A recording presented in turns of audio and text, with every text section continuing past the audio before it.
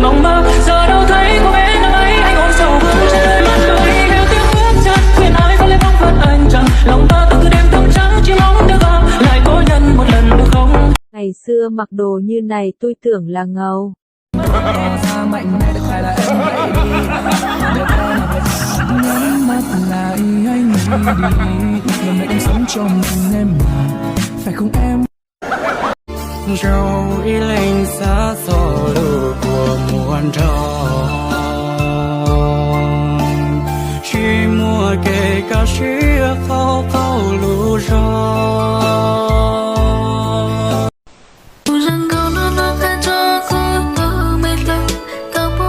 Cô lừa sai yo bao đời chàng thấy yo chỉ muốn được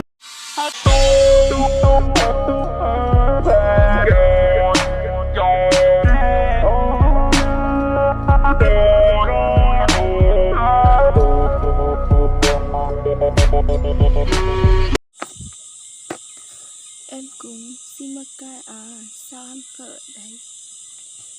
Dạ em cũng xin một cái mà, nhưng mà chỗ em đang phở là dính chén nha. Anh sợ không mời anh chắc bàn vui sao? Đá luôn rồi, tại tí nó tiếc khù là như tiếc nhiệt thật tuổi rồi. Châu rong rong chúa đi cô yang đang.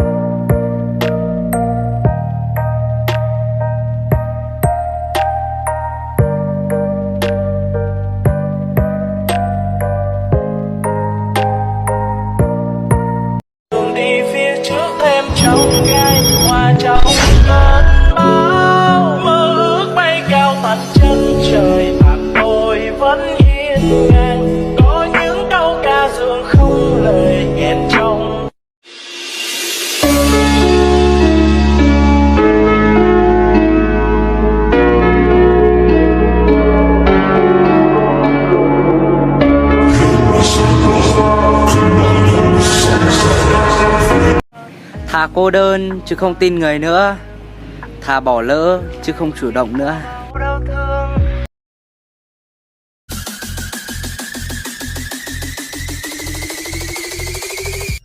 Hảo hán cái đéo gì, bố mày là người yêu mày. Giờ hết tia bé chọn mong ya chỉ chơi rong câu chỉ chơi rong đầu lò. Bé chọn mong ya nhưng gì lú thia nhưng lú tiệt theo họ. Có một bé chơi tụ luận trộn thao lò lờ. Ôi yo, nó cho luận đâu chứ? Chúa chỉ ta liệu, chúng đi